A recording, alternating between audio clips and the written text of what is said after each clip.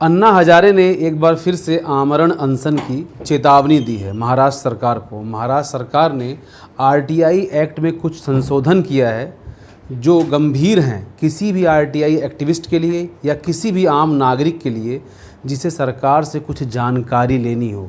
हालांकि उस अमेंडमेंट का इन्होंने एक रूल वापस लिया है जिसमें उन्होंने ये पूछा था कि आपको कोई भी सूचना लेने से पहले ये बताना होगा कि आखिर वो सूचना आप किस लिए मांग रहे हैं और आपका ऑब्जेक्टिव क्या है उस सूचना के लिए।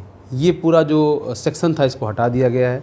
और दूसरा इन्होंने कहा है कि आपको आइडेंटिटी प्रूफ देना होगा। साथ ही साथ इन्होंने ये भी कहा है कि हर मैटर के लिए एक एप्लीकेशन लगेगी, यानी कि आप एक एप्लीकेशन में 3 सब्जेक्ट पे सवाल नहीं पूछ सकते।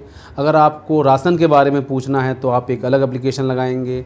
अगर आपको किसी सड़क के बारे में या फिर जन समस्याओं की जितने भी मैटर होंगे, आप जिन जिन सब्जेक्ट के बारे में सवाल पूछेंगे हर सब्जेक्ट के लिए आपको अलग अलग एप्लीकेशन लगानी होगी। साथ ही साथ इसमें यह भी लिखा है कि अपील अगर एप्लीकेंट जो है वो नहीं आ पाएगा तो उसकी अपील डिसमिस कर दी जाएगी। और एक बात जो सबसे हास्यास्पद है कि अगर एप्लीकेंट इन बिटवीन मर जाता है तो वो अपील ख़त्म हो जाएगी। अब सोचिए कि एक व्यक्ति जो अपनी आइडेंटिटी कार्ड लगा के एक इन्फॉर्मेशन मांग रहा है, अगर उसकी इन्फॉर्मेशन में कोई ऐसा व्यक्ति है जो रसूखदार है, ताकतवर है, तो अगर उसने उस एप्लीकेंट को मरवा दिया तो पूरा जो आरटीआई प्रक्रिया है वो वहीं ख़त्म हो जाएगी।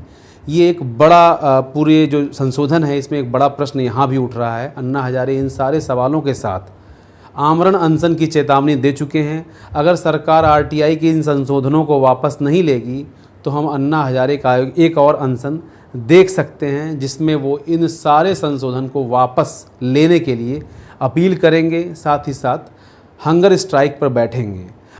अब सवाल ये है कि अपना आइडेंटिटी कार्ड देकर आप आरटीआई में इन्फॉर्मेशन मांग रहे हैं और अगर वो इन्फॉर्मेशन किसी रसूखदार के खिलाफ मांग रहे हैं तो इसकी क्या गारंटी है कि आपका आइडेंटिटी कार्ड, आपकी प्राइवेसी मेंटेन की जाएगी, आपकी खबर या आपके बारे में किसी को नहीं बताया जाएगा।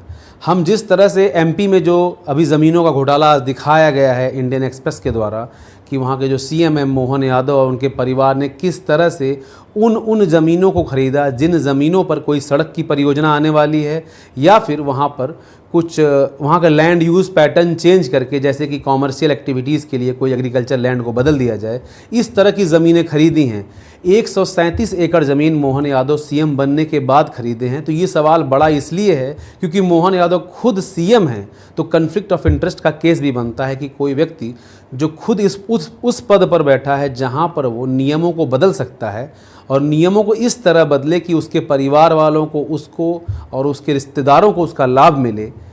तो इस तरह के बदलाव में अगर आप आरटीआई डालते हैं सपोज दैट और वो खबर सीएम तक पहुंचती है तो इसकी क्या गारंटी है कि आप बचे रहेंगे। उस व्यक्ति को भी खतरा रहेगा जो व्यक्ति आरटीआई के तहत इन्फॉर्मेशन मांग रहा है, उन लोगों को भी खतरा रहेगा जो लोग योजनाओं के अंतर्गत इन बातों का ब्यौरा मांगते हैं कि आखिर ये सड़क बनी है तो कितना खर्च आया है, अगर इतना खर्च आया है तो सड़क ऐसी क्यों बनी है, अगर कोई पुल बना है तो खर्च कितना आया है, अगर इतना खर्च आया है तो पुल टूट कैसे गया, या कौन कौन लोग इस पुल बनाने के जिम्मेदार हैं, वो कौन अधिकारी थे जिन्होंने इस पुल, जो पुल अभी गिर गया, उस पुल के पीछे कौन कौन अधिकारी था जिन्होंने बजट सैंक्शन किया था। इस तरह की इन्फॉर्मेशन अगर आपको आरटीआई के तहत लेनी होगी तो आपको अपना आइडेंटिटी कार्ड देना होगा, आपको पर्पस बताना होगा। हालांकि ये इस पूरे रूल को हटा दिया गया है कि पर्पस नहीं बताना होगा, लेकिन आपको अपना आइडेंटिटी कार्ड देना होगा। अगर अपील के दौरान आप नहीं आते हैं तो केस डिसमिस हो जाएगा,